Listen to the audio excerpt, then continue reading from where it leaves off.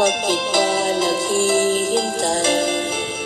Dahil mukin ba pilitin ka ng tadhana? Alam mo na kung bakit nagkakaganyan. Lumulutang nasasayang ang buhay mo, at ang ibinubulong ng iyong puso. Natutulog ba ang Diyos? Natutulog ba?